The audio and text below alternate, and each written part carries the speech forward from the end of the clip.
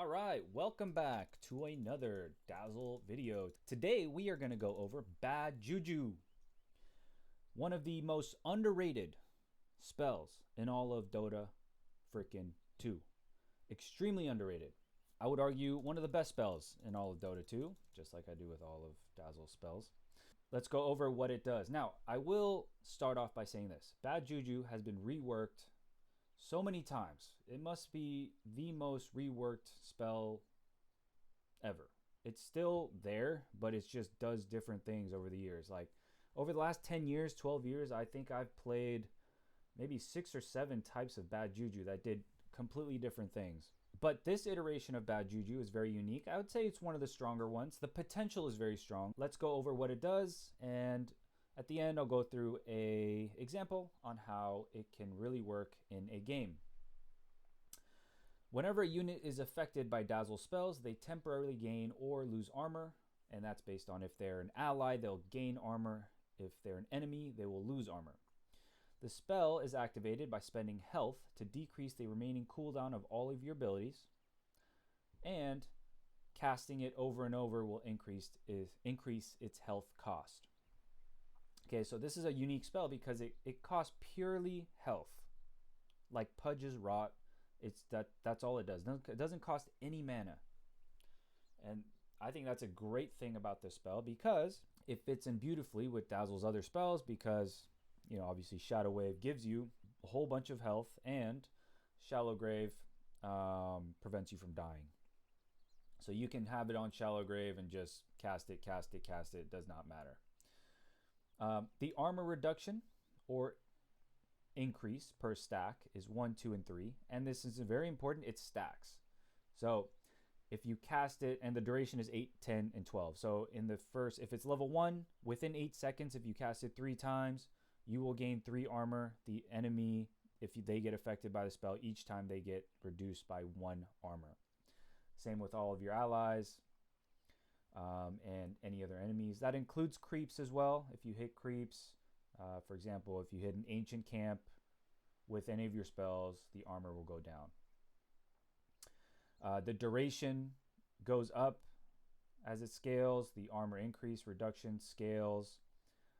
And the cooldown reduction on all of your abilities scales up as you go. So 4, 5, and 6. That means every time, let's put this on max. Every time I cast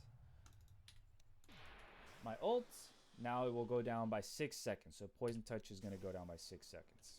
Okay, that effectively at max level reduces Poison Touch cooldown to 5 seconds. So, and this is without any items, because all you got to do is wait for the Bad Juju to come off. Let's say you have Hex. Okay. You can almost permahex somebody, okay? And that's without Octarine Core. You can permagrave somebody as well because of this, but you need Octarine Core. So I'll demonstrate it here really quick. Let myself get down to low.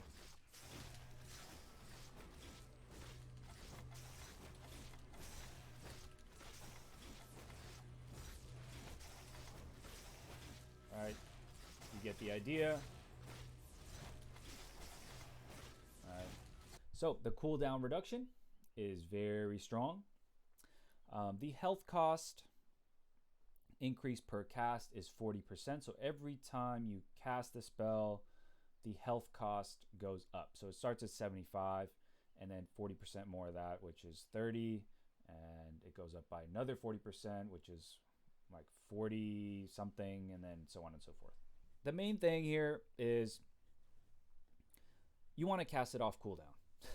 Okay, this spell is so good, and it costs nothing. I'm telling you, it sounds bad. The 40% increase sounds bad, but you want to cast it off of cooldown. The reason you want to cast it off of cooldown is even in 7.35C currently, you can actually decrease your TP scroll cooldown. Okay, same with neutral items.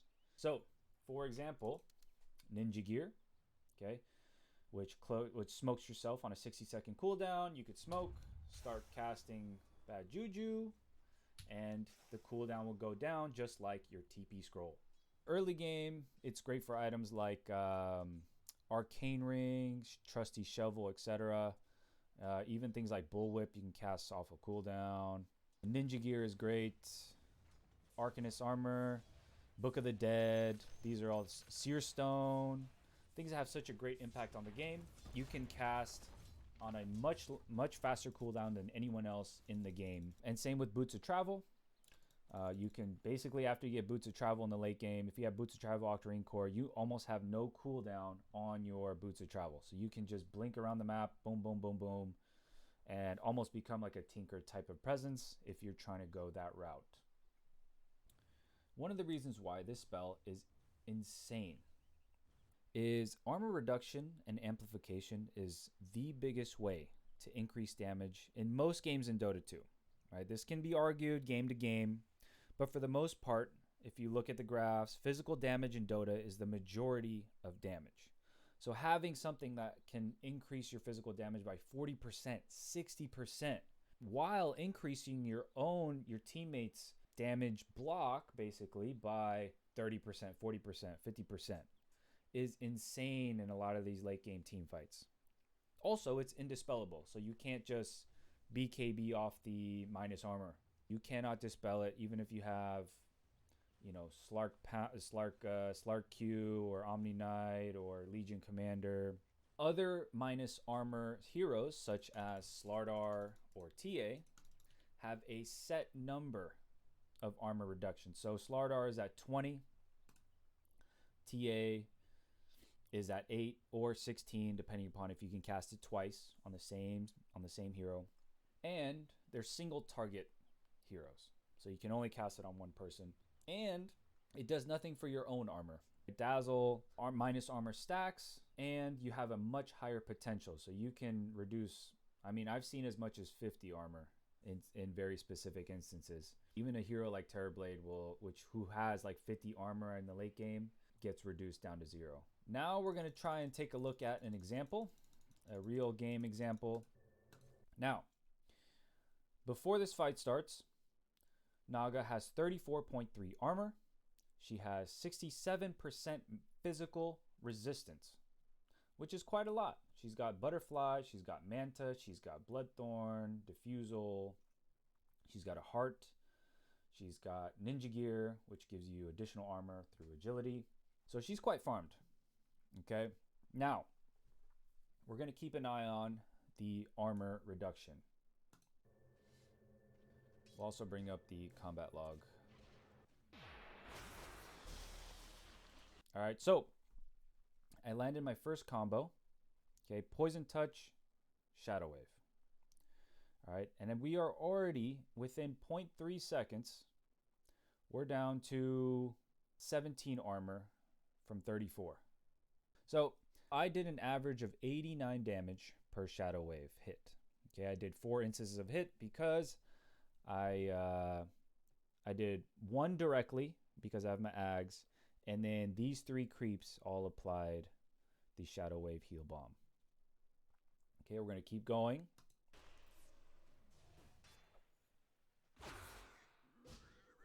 Okay, she got hexed. Okay, so that's the big one. So we went from 5 instances to 7. Okay, 7 instances of Bad Juju with that 1 Shadow Wave. So instead of an average of 89 damage, this Shadow Wave did an average of 178 damage. And the reason for that is because now, instead of having 34 armor, now she has -7 armor, which translates to -32% physical resistance. That is an insane number. Okay, going from 60%, 65% physical resistance to -32%. That's the potential that Bad Juju has as a spell. All right, we'll watch this again in regular time real quick.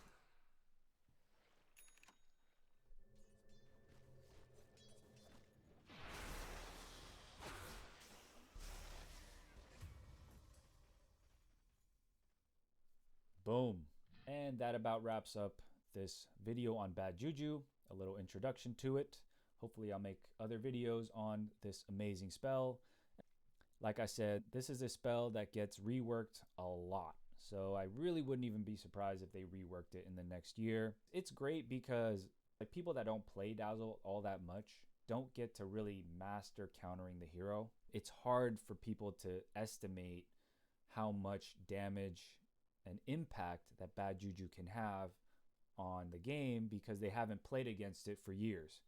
You know, it's only been in the game for, 2 years now. So, or it's actually less than that, probably a year and a half. And that's all. Good luck with all your games as Dazzle. Let's do this.